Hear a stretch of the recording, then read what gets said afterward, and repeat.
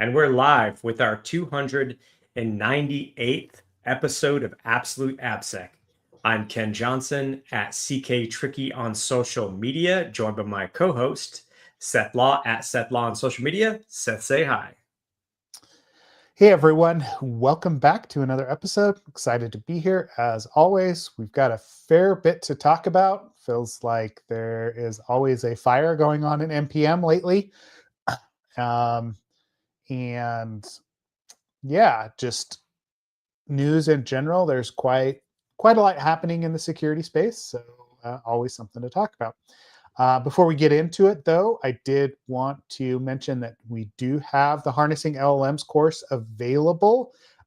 If you were looking for this course, we will be teaching it in October. I think it's the 9th and 10th or 8th and 9th. Training.absoluteappsec.com. This is your opportunity. We had some people reach out, if we're going to run the course, we need people obviously to sign up. So would love to have you there. This is a reprisal of the course that we taught at DEF CON. So with all the latest and greatest that we are implementing within AI and how we are using AI to actually drive AppSec tasks. So that's October. And we also will be doing an extended Black Hat version of that course. Next level secure code review, or next gen secure code review, I think is what we called it. But it's a combination of both practical secure code review and harnessing LLMs. 4-day course at Black Hat Europe. This will be December, I think it's 8th through 11th in London. That course is filling up. So if you would like to take it, if you would like to spend the days learning about AI, how to use AI, how to do secure code review, how to build like these tools out, please consider us and sign up now. Outside of that, Ken, this episode is going to be sponsored by DryRun specifically. So we're going to talk a little bit about DryRun's latest feature and their MCP server. I was going to turn it over to Ken to actually demo some of that before we dive into some of the articles and other things that we have to talk about today. So Ken, you want to take it away? I appreciate that. Thank you. And I wanted to share this because it's like, basically, this doesn't exist, right? Like this isn't something that has existed yet for security teams. And so that's why I really wanted to talk about it. Yes, it's my product. And of course, yes, I want to talk about that. But what I think is really interesting is the capability this unlocks. So like everybody talks about how they have an MCP server. And usually when it comes to like code software security tools, what those things do is allow you to grab like stats around your vulnerability data or whatever. This can do that, sure, but this is actually tied into a lot more. So for instance, like the whole background behind this was kind of like when I was at GitHub, we had a security review process, a releases process. Those two were tied heavily together. And they were great for like large feature ships or large new services and things of that nature. But a lot of stuff just never sees the light of day, right? And we don't even know about it until after someone submitted a bug bounty for whatever the new thing is. That's just a reality of most security teams' life, right? So as we were building out our product, as we've evolved, one of the things that we surfaced this pretty early on is that, hey, we have a capture, we're capturing every change happening everywhere all the time, right? So what we ended up doing was surfacing that information for security people. So what I mean by that is like when you go in here, you can see that I've got this. This is connected to our Insights MCP server. It's got a few different organizations I've said that it's authorized to access. I'm actually choosing the DryRun sec org here, and the first thing I asked was just like tell me about the most interesting changes that have happened within the last week from a security perspective, right? So some of the things it starts talking about is like, hey, we have a new deep scan feature rollout, and I can always like ask which PRs that happened in, and it'll show me all of the pull requests that made up that new feature. I can ask about who shipped it, what risks existed in it, what functionally changed. I can dig in so deep everywhere and just have instant visibility into everything going on, right? This one's true too. AWS Marketplace integration. Yeah, we added some new callback handlers for AWS Marketplace. bits there. Some additional NLCP improvements, refactors, things of that nature. And then I said, just tell me about interesting things in general, things I might be surprised to know, right? So then it gave me some eyebrow raising discoveries. So we did actually put in a bypass for our scanner. It's actually to do no ops, but it is good to know that that was disabled, or there was an option added to disable those types of checks in the scanner. Mock vulnerability data shipped. This is all true. Of course, that was more for staging wiring of things, but the gist of it is that it does understand, the sort of big things going on inside of my organization and what risks, kind of exist there. So it gives me some thoughts as to, with each one of these, it kind of talks about things I could do to improve my security. I've asked, I said, what are the coolest new features we've shipped? And it can tell me about sort of those cool new features and things to be things to think about with each one of those. There's a lot more that we can do, right? So we could say like which PR author has shipped the most risk this week, for instance, right? And I can build charts on the fly. I can build graphs and grab metrics. I can correlate data together. The long and short of it is I can interact with my code. I can get information about statistics related to, what are the types of things that I'm introducing and where am I doing that at? Code velocity. I can even correlate velocity with risk. There's so many things as a practitioner that this really gives us. And so, yeah, sure, it's my product, whatever. And yes, we're sponsoring, so I'll talk about it. But it's not for. I'm not really talking about this. Like, I'm not.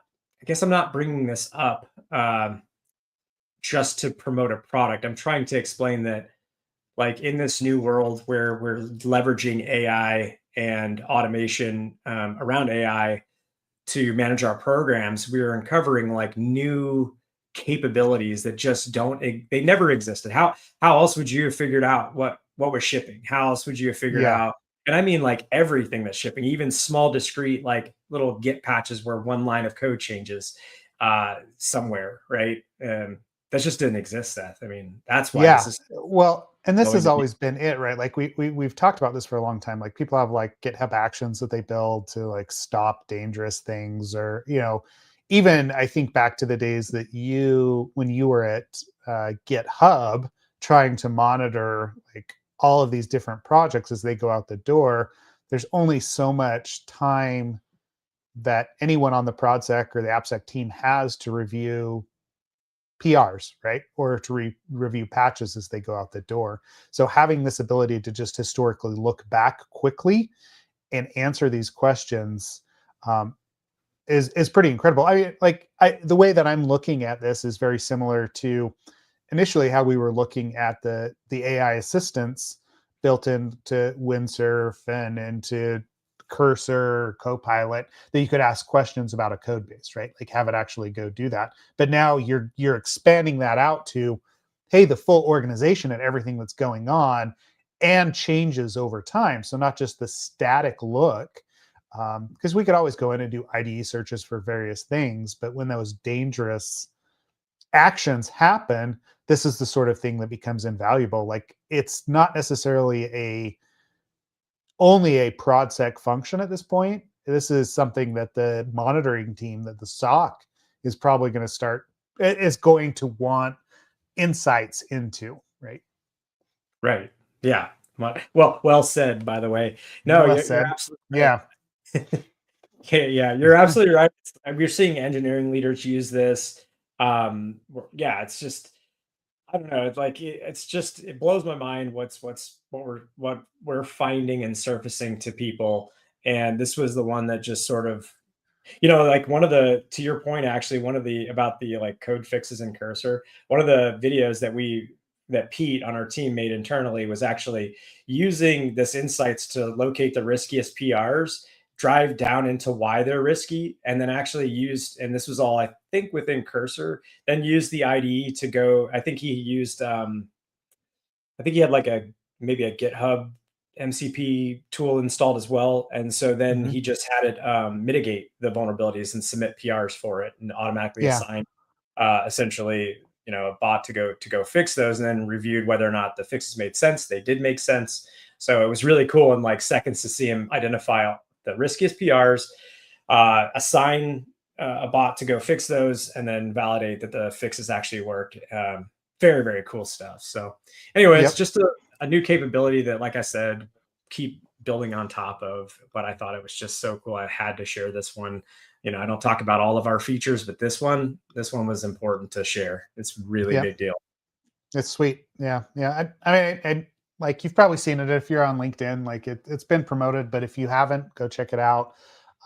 Think about how you could actually use that in your pipeline. I mean, that's part of the reason that we've been teaching the course. Like it's this, we see these capabilities with AI and we're layering things, AI on top of AI, on top of manual effort, on top of like checklists, on top of pattern analysis. And the ability to pull it all together and actually operationalize things is what we're teaching, what you're building at Dry Run, what we're starting to do from a dynamic perspective as well at Redpoint. So it's just this, it's pretty exciting from an overall security and application security perspective, because I know I've said it multiple times, but it feels like a superpower, right? What used to take me 2 to 3 days to do, I'm now doing in 15 minutes with the use of some of these tools, which is pretty awesome. Heck yeah. Heck yeah. Well, good. What article do you want to dive into? You want to do some of the basic stuff? Do you want to talk about the dumpster fire that is NPM and all the attacks going on? Um, Yeah, we should get that one out of the way, I think. we should get out of the way because it's becoming a weekly, uh, I don't know, yeah, weekly feature, I guess, or a weekly discussion on the podcast. And this one is actually from Paul 6 Mile on Slack. Shout out to him and his team for identifying or at least like breaking this down, this Shai Hulud NPM attack. Um, yeah, the one thing that I didn't get on this, and I want you to speak to it, right, is um, the the avenue for takeover, right? And I don't think they call that out. They don't know right now um, exactly how the npm account takeover happened, but he has not responded, at least to Paul and his team, on what actually happened there, which is fairly interesting. But did you want to talk through the actual like? Sorry, I'll actually share that screen really quick if you're on the YouTube channel or on LinkedIn. You should be able to see this. So this is from Paul. Um, but basically, there's 54 packages that this Scott Yeah. Cooper has controls, but some of these are fairly popular, right? Hmm.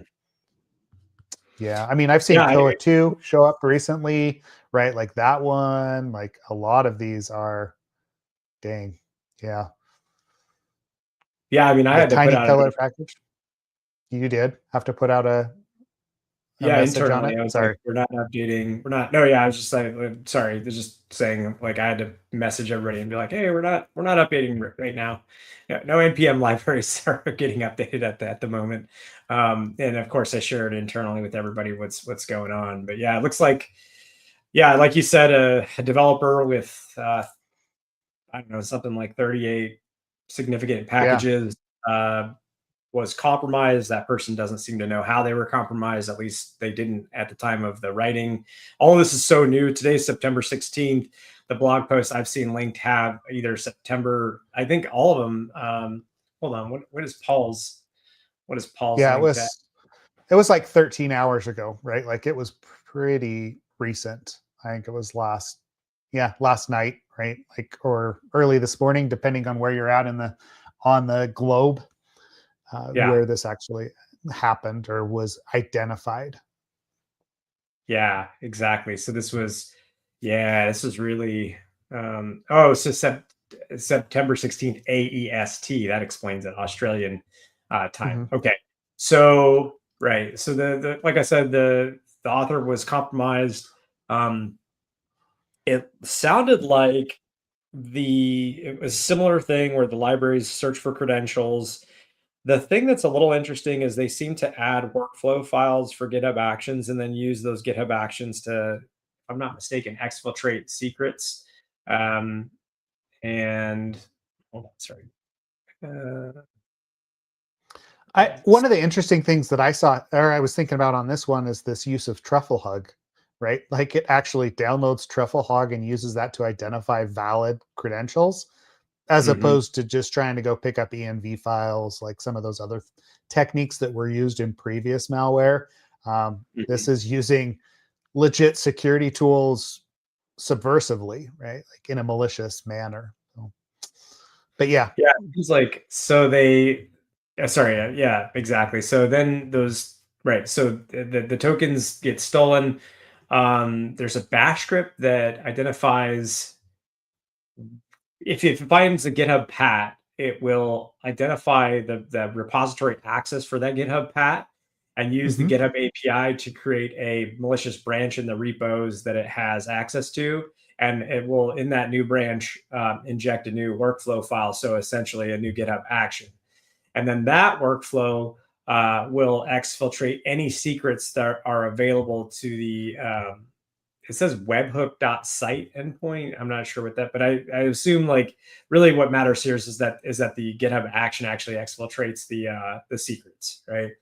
Um, yeah, I mean once you have GitHub, once you've got GitHub token secrets, you can act on behalf of that person essentially, and it gets pretty nasty. And so the idea is like it's a hands-off worm, right? Meaning like somebody there's that initial compromise, but now everybody else will just install that npm package, have their secrets exfiltrated. If there's a GitHub pat, they'll have a GitHub branch created with a new workflow that will further perform exfiltration. But I think the idea is that it's self-propagating, so it will ideally identify, credentials that allows us to overwrite other npm packages and just continue this chain of this. It's a worm. It's just continue this exploitation of packages on npm. So that's why I say right now, like I think the best course of action is probably just pause builds for the moment. That would be like potentially one way to handle this. I mean, I don't have I'm not comfortable with us updating any libraries at the moment at all. So that's my risk. Yeah. Well, yeah, it is, right? Like, and I I don't know. We after last week's or a couple weeks ago episode, like so when the initial NX security compromise happened, I was looking back at previous episodes that you and I had done, and actually one of them was predictions for 2025 around supply chain security, right? If you go back to early this year, we were talking about supply chain security and how exploits were going to happen. And this falls right into the predictions that we had, right? Attackers were going to start to use AI to actually do some of this identification, that they were going to up their phishing game in order to target specific individuals, um, including those that had access to popular packages. And once they would attack those, like they could build malware quickly, they were going to start exfiltrating data. Everything that is going on here feeds right into the narrative that we've been spouting for the last couple of years around supply chain security. Um, I don't know. I don't know if there is a good fix for this because these are trusted accounts, right? Like from an NPM perspective, the maintainers are trusted. NPM's kind of done what they need to do in order to secure authentication. Uh, but I don't, yeah, like what is your strategy here, Ken? Right, like outside of what you've done as far as like, hey, we're not going to update packages for a while, which also feels dangerous, but not as dangerous as getting completely compromised. Um, What is your Oh, strategy? I would say pausing until NPM feels like they've got this under control would be important. Yeah, I mean, I'd probably. I mean, are you talking about like if I'm NPM or if I'm an internal entity or because if I'm an internal Yeah, I entity, mean, that's I'm going to go back and look at my build logs and find out what's been updated recently for npm and take a look if it's in that list. But even still, I'm like, you know this is a worm, right? So it's going to compromise other packages. I do find it interesting they went after CrowdStrike. I wonder if that was just a target of opportunity kind of thing. um I imagine it is, right. They identified, we're able to get access to a maintainer because it doesn't. I mean, it looks like they just basically pushed to every package that they had available that was in npm. If you're looking at this list and that I'm sharing right now, those versions that actually went out. Um, Somebody's saying that, yeah, a VS Code plugin at some point, right? Like, so I don't know. Um, yeah, I pausing seems like a good strategy if you're internal to a team. Um, yeah, Robert's point about credential handling in isolated compute environments, even in dev, start to make more sense just to limit the blast radius of some of this. If you are a maintainer, that's probably something you should be looking at. Is yes, it's more work, but man, like when something like this happens, if you can limit the blast radius to a single package instead of 30, 40, 50 packages, that would be ideal. Uh, but it is going to be more overhead for you in those cases, right? To actually sign packages and everything else that goes along with that. Yeah. I'm Yeah, I don't know. red. I don't have a good solution, right? Yeah. I mean, it's got to suck to deal with this today. I mean, if I'm npm, this has got to be just an annoying. Well, I will say, so like last week when we talked about this on the podcast, sort of like we did call out, hey, this was, an attack for crypto mining purposes or like, stealing crypto wallet credentials kind of thing. But I know that we called out like, hey, uh, this could get a lot worse. There could have been a lot worse. And I feel like this week they're like, well, let's make it a lot worse. This is how you do it. I mean, this is pretty terrible. Um, I mean, it's almost like, do you just temporarily disallow people from updating, or at least people who host popular packages, like if they reach a certain threshold? Um, like I mean that genuinely. Like, do you just say, okay, look, for the time being, quick pause until we can get enough heuristics that tell us, when something's being updated, likely that it's being updated by these nefarious actors or something of that nature. So, Yeah, I mean, I'm wondering if they're, like, to Robert's point, right? Like, this is our job, right? Like, definitely to like think about these threats and handle them as they come down the pipe, especially as a product security application security person, right? Or engineer for an organization, whatever it is. There's no easy button here. I think from an npm perspective, that's probably what I would be pushing is, okay, there's a certain threshold that when a package gets so popular, anytime a new package is built, there's going to have to be some MFA. There's going to have to be something else, some other check that actually happens to make sure that that push was intended, um, especially when the downloads are that, yeah, when they cross a certain threshold. I feel like that's really the only thing. I mean, we've talked about MFA for other things. We've talked about signing, right? Like, okay, so if your account gets compromised and then you can push a new version out via GitHub or whatever it is, then maybe there's got to be another gate from npm that is making sure that that package was intended, right? Um, yeah, yeah, yeah. I mean, we talk about it for high risk actions inside of web apps where you re-credential yeah, people, make them jump through hoops. This would be no different. I mean, that's how GitHub works, right? You go to delete a repository. It's like, hey, first of all, put your MFA back in, right? I need to know this is you who's about to take this action. And then they ask, not so much of a security thing, more of just like a making sure you didn't do it accidentally. Then they ask you to type out the repo name or the NWO in order for you to further validate that you mean to do that thing. So like adding in a couple additional steps might not be fun, but it may be very, very necessary Mhm. to prevent this type of thing in the future. Well, and actually, that kind of speaks to that simple article that I shared across to you, like the layered security approach, right? But it's not always uh, implemented, but can be a great security control, right? Like, and this one's pretty simplistic. So let me, I like they titled it "Security through Intentional Redundancy." Um, yeah, Robert, yeah, that's a great solution as well. So before I get into this other article, right? I don't want to, it would be nice if package.json understood that unless there was a signed commit, that you don't actually install a specific version of the package. There's some tooling that needs to be built into that.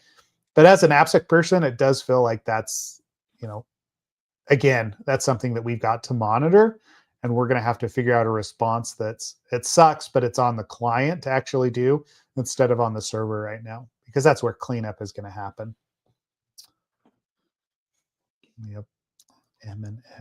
Yep. Yep. Okay. So going back to security through intentional redundancy. Anybody that's looked at code is going to notice this gaping security hole, right? Like, so this is Golang, I believe. Yes.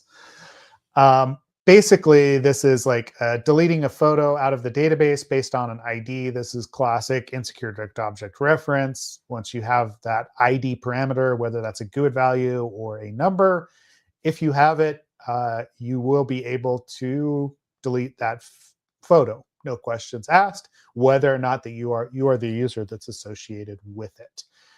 So pretty classic insecure direct object reference, broken access control finding.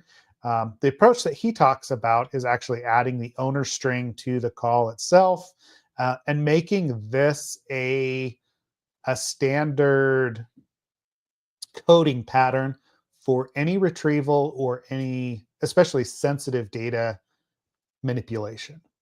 And you and I have talked about this for years from a broken access control perspective, and we are getting back to kind of the crocs and socks, the basics of security with this.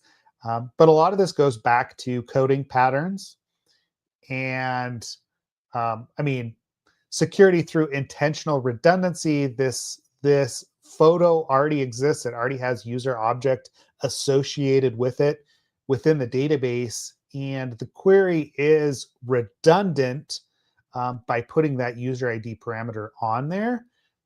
The thing that it does give us is that layered security approach, right? So things like these npm packages, like making sure that they're signed, that's layered security.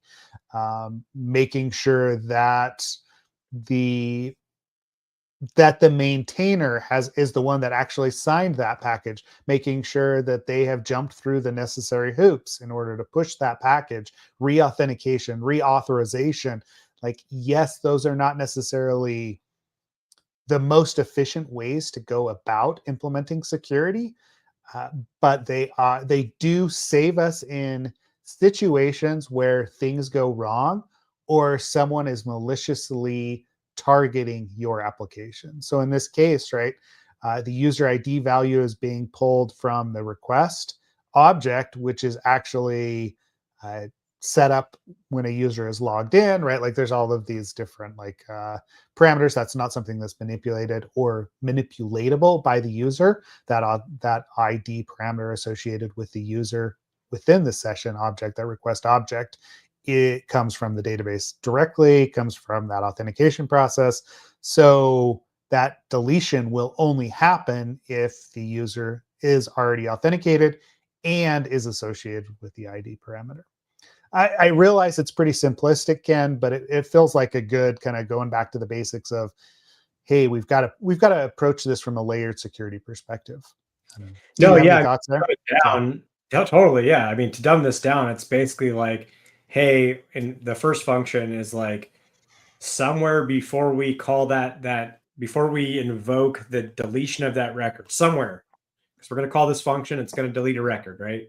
Hmm. We got to pass an ID to this function because it needs to know which record to delete.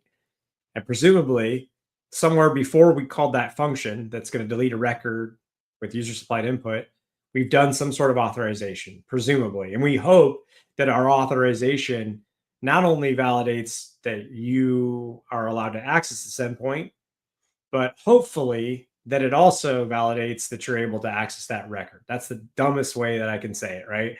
And then what they're saying in this very simplistic example is no, instead of just calling a function that takes an ID, make it take also a user object. Because at that point, inside of that function, we can scope to say, hey, this is the user, and this record is supposed to belong to this user. We can scope that record call and protect it. And the whole point being that you, when you invoke that function and you're just passing those two things, an ID and a user object, you never, even if you screwed up, who's going to go and try and like allow looking up a user object first and then saying, okay, well, like meaning who's not going to use the session to your point, right? Yeah. Who's going to instead try and jump through hoops to get a user object that it can then pass to the function? Nobody. They're just going to be lazy and say, use the current user, right? Or whatever the Golang equivalent in this case is, just user, right? Hmm. Because that's, to your point, already accessible to them. Middleware has already decided, through some other process that this is the user, and that's something we should be able to just go by, and that's secure because it's a server side generated session, right? Yeah. So they're basically they're saying like, even if you do nothing and there's no authorization ever used, you still get security by default. And that's a really smart way to do it. And Hmm. yeah, it is a simplistic example, but I understand the whole point. If you're, Yeah. if you're designing for laziness, if you're designing for carelessness, not to say that those are actual attributes of the person who's writing the code. I'm not saying that. I am saying if you're designing for those things, then you're going to be in a good spot. Hmm. Well, it If kind of your goes back. things are awesome and efficient and not lazy, then Mhm. You probably aren't running into this situation, right? Like if you're everything is, but yeah. it always goes back to those the guardrails, right? The secure design, like the paved path idea. If we just design like these functions to be secure in and of themselves or require that redundancy, developers are going to use that. And like one of the things that we've started to do with clients actually is provide cursor rules or windsurf rules like Claude uh, desktop or Claude code um, rules for various functions as people are coding, right? Like, and this is a good example of a pattern that you could introduce pretty quickly into those LLMs, right?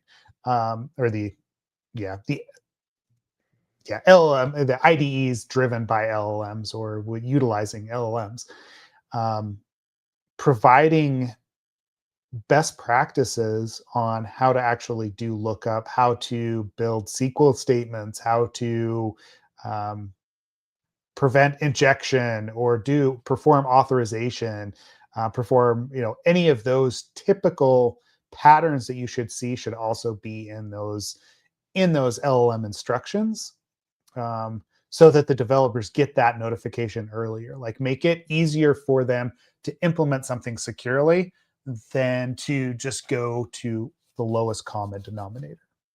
And that's all I was calling out with this. It was just a really good, like, simple example of what we see on a daily basis when it comes to insecure direct object reference, and the broken access control that, yeah, we should be able to take care of in a fairly routine manner.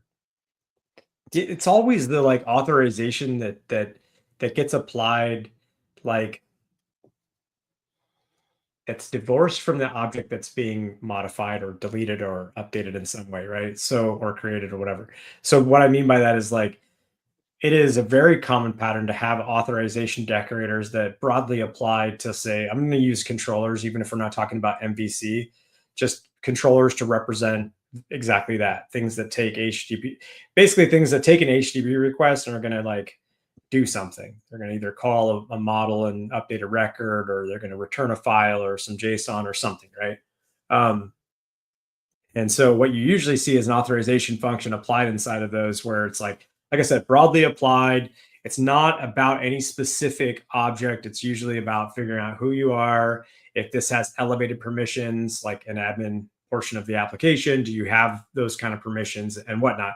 But then what you and I see, and I think a lot of other people listening see, is that there's some additional logic that will happen. And if that additional logic doesn't take into account the individual records that are being modified, and which often is the case, then you're going to have BOLA, IDOR, whatever you want to call it, type of authorization flaws.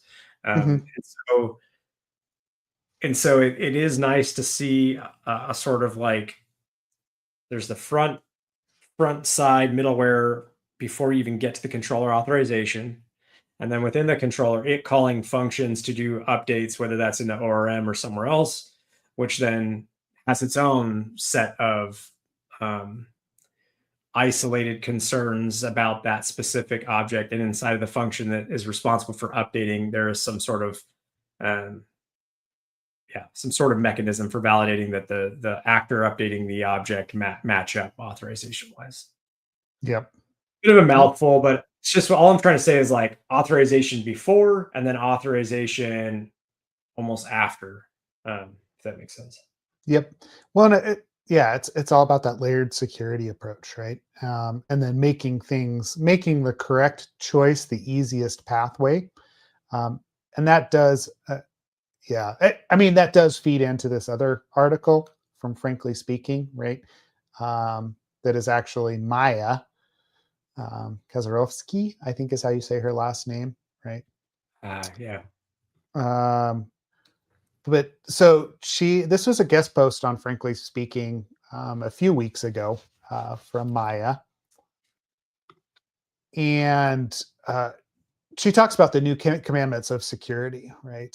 He reached out to her to talk about specifically what she was seeing, like the shift in mindset to scale to actually succeed, and lessons that she's learned that aren't yet widely adopted. One of those, if you look through, actually, let me share my screen really quick again. Um,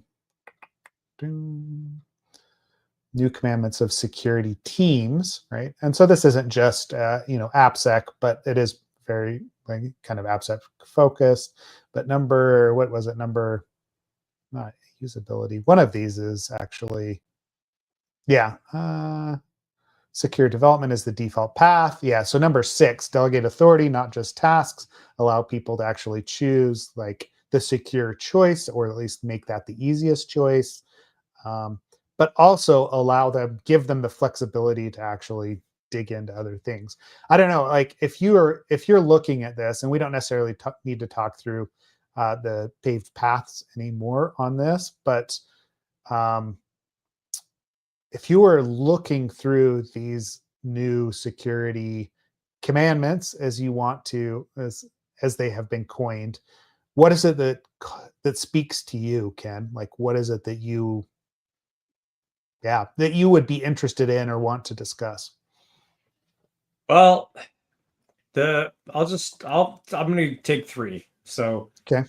I'll start with number 3, which is fixed classes of problems. We've had several guests on who have talked about this, and I've talked about how we did this with cross-site scripting and other issues at GitHub, where you just focus on a single problem, the things, the category of issue that you face the most, and you just hone in on that. So, all right, to that point, maybe it's like making sure that you've got some sort of policy enforcement or rule enforcement that says I can't have my content security policy modified. Maybe it's also ensuring your content security policy is really, really locked down. Maybe it's cookie isolation between your different properties. Maybe it's a new library that you're gonna have people use for, I don't know, processing text or text to HTML or something. So that everybody's using a single unified library that you can, if something's discovered that goes wrong in it, or if it needs to be updated, then everywhere it's updated all at once, and all applications have the benefit of that new rendering library or whatever it is, right? I'm just making things up, but taking multiple approaches to solving one single class of issue makes a lot of sense to me. I won't go into the other two in as much depth, but I'll just say that like usability matters is absolutely true, and I think what they say, which is like, it's not just that you want people to use something and enjoy it and that'll make things more secure. It's actually you're trying to prevent people from going outside of whatever guardrails or whatever specific solution that you put in place, and them finding workarounds that are just way more dangerous than the way they were doing it before, that you were trying to prevent against.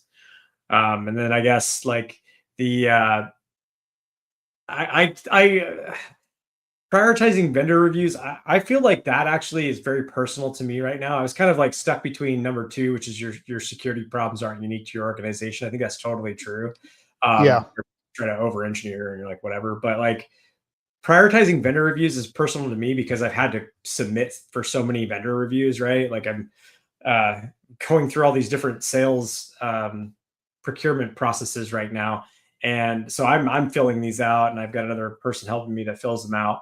And it's just I sit there and I wonder sometimes like how the other side is receiving this, if it's useful.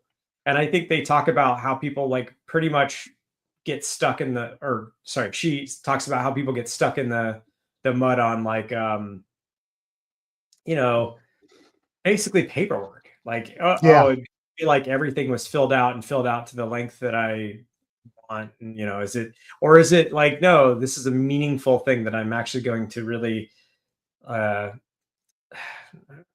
put some decent, and it's not just a check in the box, and it's not just me making sure they filled out all the right things. It's actually prioritizing which risks matter and how would I want those protected, and what vendors are going to have access to those systems, right? That's probably the more like just prioritizing who you're even going to have go through these reviews, and then based off of what they're going to touch, that's when you really delve down into like their answers and make sure that it makes sense. But if it's just like, well, we had 100 vendors come in and all 100 went through their paperwork and they filled out every section correctly, then it's like, what use is that? So I'm curious, like, whether it's that or any of these other ones, what sticks out to you? I Vendor reviews always stick out to me, right? Like I like this idea of actual prioritization there because as a services company, the number of reviews that I or questionnaires that I fill out that have no bearing on what we are actually doing is somewhat ridiculous. Like yes, like what you should be concerned about with me as a third party services provider that's identifying vulnerabilities or looking at your code is one, how am I going to protect that code when it's in my like in on my system, right? um, but realistically, do you really care about what my like AWS infrastructure looks like if your code's not going to end up there? No, right? Like, why am I answering questions about password and account rotation on, within a cloud environment when the code and what I'm doing for you has no bearing, or that has no bearing on what I'm actually providing to you? So that prioritization, that it's just paperwork at some point. So like that does speak to me as well because I've spent so much time filling out that sort of documentation. But you do like it's very relevant to ask about updates on systems that where that code's going to be hosted, where we're going to like be identifying those vulnerabilities, how we're going to interact with your endpoints, right? Like that is what you should be concerned about. So it almost feels like there needs to be like there's not a catch-all list that applies to every single vendor that you have, right? And that's where it kind of gets back to the what is the other one? The one that you called out. Your security problems aren't unique to your organization, right? yes, all right, like your organization is bespoke, your code is bespoke, but everyone is solving the same problems in slightly different ways. So whether it is like how you're implementing authorization in your code, whether it is how you are doing endpoint validation or endpoint protection, everybody's got some way that they're going about it, what sort of VPN they use. And like that feeds into usability as well, because the harder that you make security to overcome, the more likely that your customers and your employees are going to look for the easy path to bypass that security, right? So you've got to recognize that there's got to be some sort of usability that goes into it. Um, the other one that I did, yeah, the corporate security is real security. We're seeing this being taken advantage of, especially developer desktops recently. Developer IDEs environments are being targeted. Think about what we just talked about with NPM, right? Developer accounts are being compromised. So if that system is not up to date, if that one is not being monitored, we can no longer carve out administrators and developers from corporate security. Um, there should be no exception. There might be a different build. There might be some other like monitoring tools that are in place. There may be different requirements for them, but those have to be monitored. Vendors, yeah. Yeah, they So absolutely do. It's sorry. yeah, yeah, that was kind of where I was going. I was just looking at that comment from Robert as well. What did you want to say to that? Sorry. Oh, just agreeing with you that yeah, like it's I mean, that's why when it came to like entitlements and I mean just getting Okta in place and like for SSO everywhere and then having like entitlements run through a joint IT and security sort of operation was hugely helpful. And yeah, just make sure that people aren't using, the same password for every website kind of thing. And but yeah, it's I don't know. I guess I'm just agreeing that IT and security are intersecting quite a bit now and should, and that Yep. our IT controls, and I know this because I work so heavily on the both IT and SOC and engineering side, and everything else. But those specifically like security, engineering, IT, compliance, those are all within my wheelhouse, and they're all connected to each other. Um, whether it's a policy that gets set for IT impacting SOC 2, which then impacts like, and that policy will impact obviously meaningfully our security posture in some way or another. Um, it's all connected, right? So Yep. trying to like IT. What was it at the what did they say in the article? Security. I think at some point they said like security used to set the policy and IT would enforce it, but that's just not the way that it kind of should go anymore. Yeah. Yeah. I think that's where it was, right? Yeah. Yep. Old model of security sets policy, IT enforce it, falls apart when the systems need expertise in both areas, right? Yeah. Yeah. Yep. And I mean, we're seeing that crossover things. I mean, it came up in the npm attack, but truffle hog and other places, like the way that we're actually pushing code and where those secrets end up, like all that comes into it. The other line that I really liked from this was under usability. um, this security needs to serve everyone. Your security tools need to be usable by the intern, not just the senior security engineer.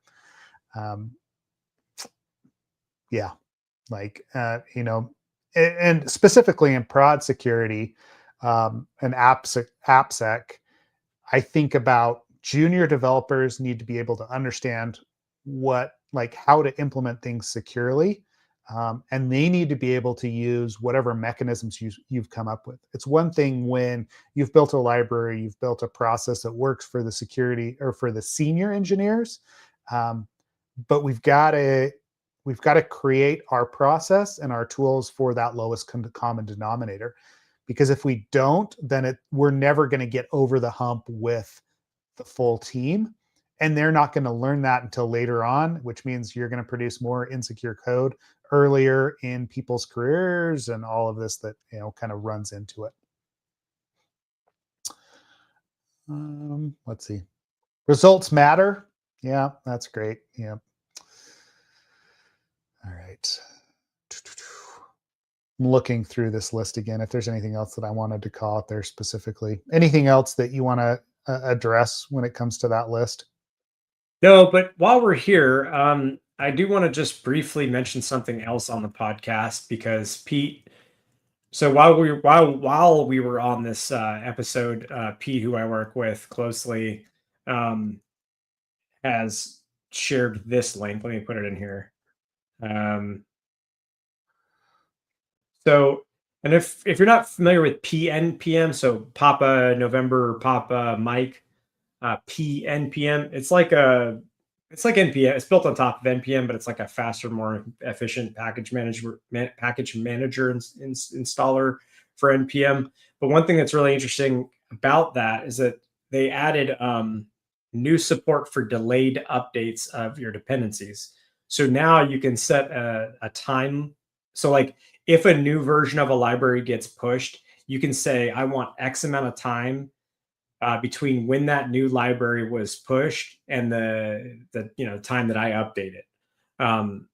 The idea being obviously in cases like today and last week where all of a sudden your build systems are maybe, because you have to remember a lot of these libraries that were attacked were at least last week. This week I didn't do as much digging yet, but at least last week they were very, very much transitive dependencies. So meaning like most of the time these weren't libraries people were necessarily installing directly. They were installing some other library that just required that library. Why does that matter? Because if that parent library that required that library is updated, then you're going to, and you haven't like pinned, and why would you, that sub package, right? You're going to go ahead and just update to the latest version of that sub package. So in this case, what you're saying is if you just set a delay, then, and to be clear, like especially in last week's situation, it was about a 3-hour window. And if you had updated during that 3-hour window, you'd have problems, and otherwise you would not. And so this would totally fix that type of issue where you would have, if you, let's say, delayed it for a day, you wouldn't have updated to any of those insecure dependencies. And the next day when it was all triaged and figured out and fixed, you'd be safe. So I do think this is a pretty cool enhancement that PNPM released. Thank you, socket.dev, for mentioning it as well. It's nice.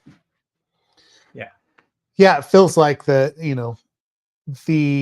notification, the monitoring of NPM has definitely increased over the last year, right? Especially from third parties like socket.dev, like safety. What is the name, right? Like there.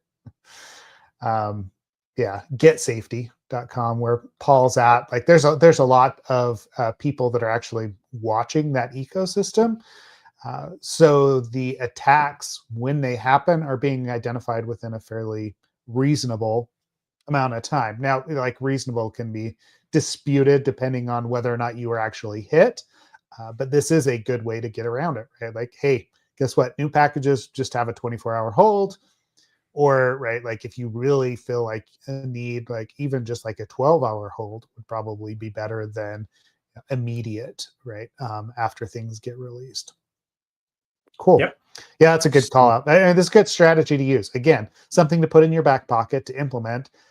Take a layered security approach and be reasonable about it. No one's going to scream if they do have to wait half a day for a new package. And if they do, then you have other mechanisms to actually deal with those sorts of issues. Cool.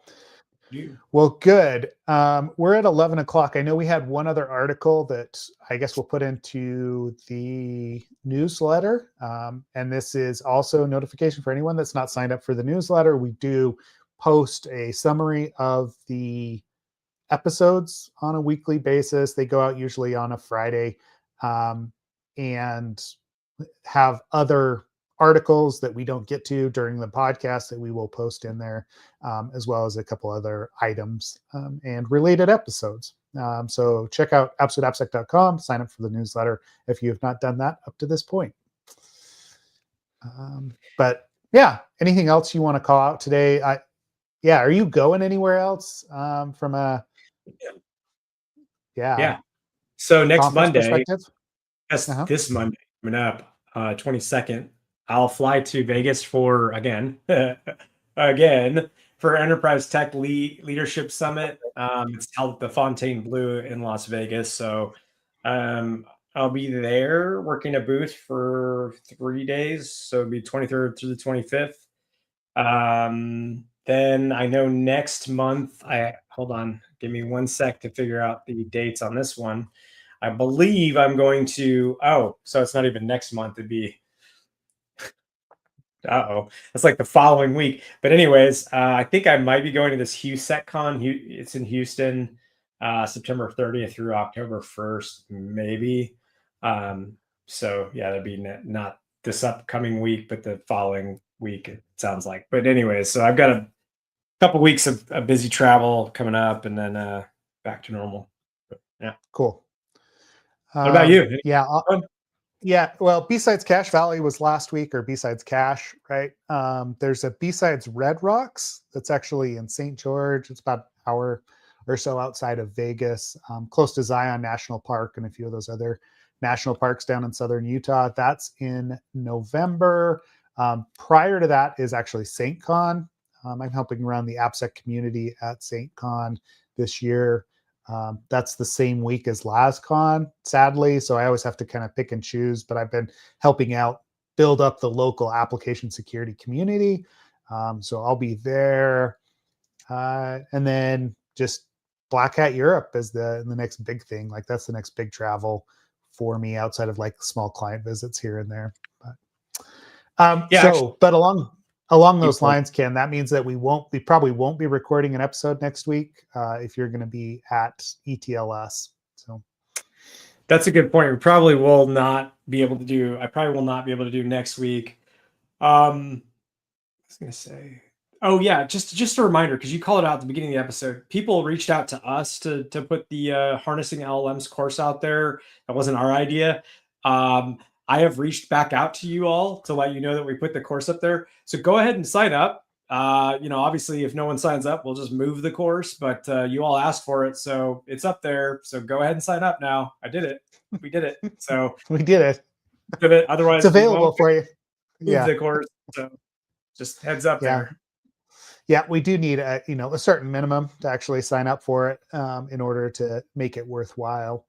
We will have some announcements along those lines as far as like an online version of practical secure code review and a couple of other things that we are working on in the background right now. I know we've talked about it a few times, but we do actually have a platform and we're moving along to instrumenting that and operationalizing it, making it available. And so that should be coming here fairly soon as well. If you want to do a hands-on version of that course or a self-paced version, I should say, that will be available. Cool. Well, yeah, with that, I think that's everything for this week. We're going to be off next week, it sounds like. And if something changes, just watch Slack, join the community there. We'll continue the conversation today, especially around the Shai Hulud attack that's been going on in Slack for the last few hours at the very least. Interesting patterns to actually analyze and watch. Yeah. Otherwise, I think that's everything for today, Ken. Thanks everybody for listening and interacting. And we'll see you all soon. Thank you.